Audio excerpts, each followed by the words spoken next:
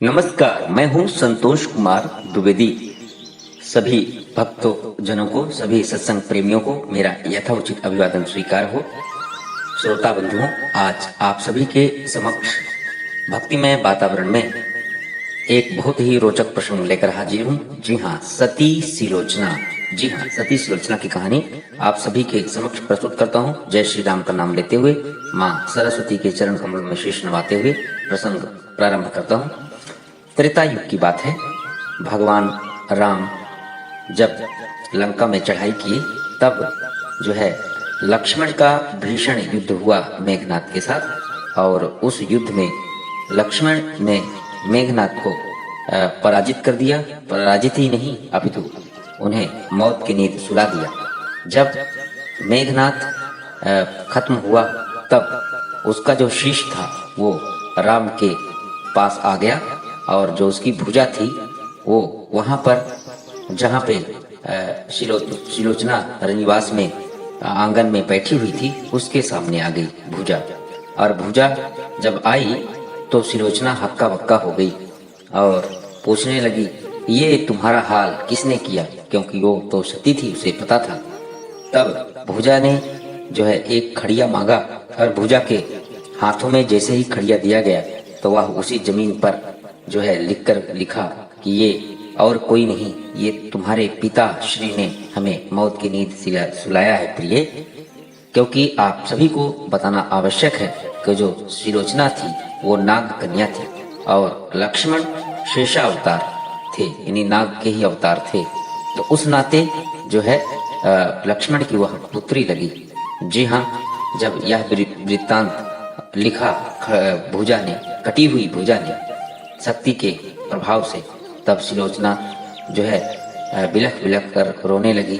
मंदोदरी आदि सभी उसे समझाने लगी कि जो होना था हो गया, क्या करोगी, अब आप शांत रहो। तब सिलोचना ने कहा कि स्वामी का धड़ कहाँ है? धड़ लाया गया, लेकिन शीश नहीं मिला। जब शीश नहीं मिला, तब सिलोचना ने कहा, शीश कहाँ है? तब राक्षस सैनिकों ने बताया, शीश तो रामादल में है। तब सिलोचना ने कहा, मेरी पालकी सजाओ, मैं वहां से शीश लेकर के आऊंगी। तब राक्षस सैनिक बोले, क्या राम शीश देंगे?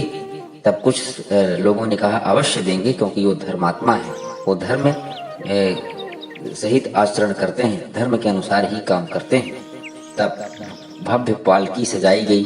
पालकी में सारा श्रृंगार करके सिलोचना जो है रामादल में पहुंची। उसे देखकर रामादल के सभी बानर घबरा गए। सोचे, लग रहा है रावण भयभीत होकर माता सीता को ही भेज दिया है। तब सभी लोग बताए, एक पालकी आ रही है रामचंद्र जी को।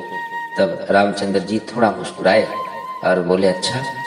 तब विभीषण भी बगल में बैठे थे, तो विभीषण से रामचंद्र ने पूछा, ये कौन है? तब विभीषण ने कहा, ये हमारी पुत्र वधू मेघनाथ की पत्नी सिलोचना है। सिलोचना आकर के और राम के सामने पालकी रुकवाई, जहां पर राम बैठे हुए थे, और पालकी से उतर करके हाथ जोड़ करके राम से प्रणाम की, जय श्री राम बोली, और बोली, प्रभु मैं जानती हूँ कि आप अंतर्यामी हैं और आप अवतारी पुरुष हैं और हमेशा धर्म के अनुसार ही काम करते हैं। मैं चाहती हूँ कि मेरे पति का ये जो शीश है आप हमें ये दे दें, ताकि हम सती हो जाएं। तब कुछ बानरों ने कहा, नहीं प्रभु, ऐसा मत कीजिए। सुग्रीव आदि हनुमान सभी लोगों ने कहा कि मैं कैसे मान लूं कि आप सती हैं। तब जो है सिलोचना ने कहा, मैं सती ही हूँ, मेरा नाम सिलोचना है, मैं जो है इनकी पत्नी हूँ जिनका ये शीश सामने पड़ा हुआ है। तब रामचंद्र जी ने कहा, मैं तो जानता हूँ कि आप जो है मेघनाथ की पत्नी है, किंतु इन लोगों को शंका है, तो यदि आप सच में सती हैं तो आप अपने शक्ति से यदि इस शीश को हंसवा देंगी, हंसने लगेगा ये कटा हुआ शीश, तब मैं मान लूंगा कि आप सच में सती हैं। तब सिलोचना ने अपने पति का ध्यान किया, परमात्मा का ध्यान किया, और कहा, यदि मैं पवित्र नारी हूँ, सती हूँ, तो यह शीश जो है हंसने लगे। इतना कहते ही वह शीश बड़े तेज से हंसा और खूब हंसा। तब जो है सभी लोगों को विश्वास हो गया कि ये सच में सती है।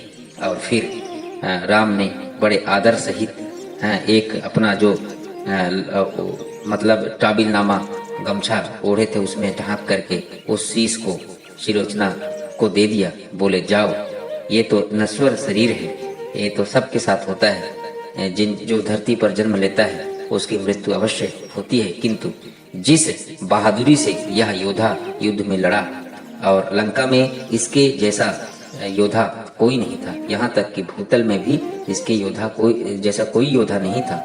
ये तो पितृभक्त में अपना प्राण दे दिया। तो आप रानी इसे ले जाइए और अपने विधि विधान के अनुसार जो है इसका अंतिम संस्कार कीजिए।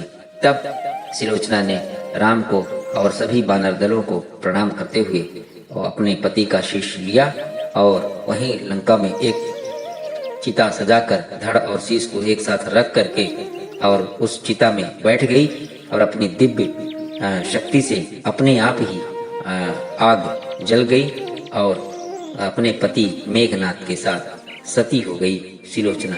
तो ऐसी सतियां बहुत कम मिलती हैं। और बोलिए सती सुलोचना की जय हो। आज के प्रसंग में इतना ही कह करके मैं अपनी वाणी को करता हूँ विराम। बोलिए राजा रामचंद्र की जय, बोलिए उमापति महादेव की जय, बोलिए बीरबल बजरंग बली की जय, बोलिए सभी 33 करोड़ देवी देवताओं की जय कहते हुए मैं अपनी वाणी को करता हूँ विराम। और आज का प्रसंग करता हूँ समाप्त। जय जय सीताराम। संतोष कुमार द्विवेदी, देश की राजधानी दिल्ली से। नमस्कार, धन्यवाद।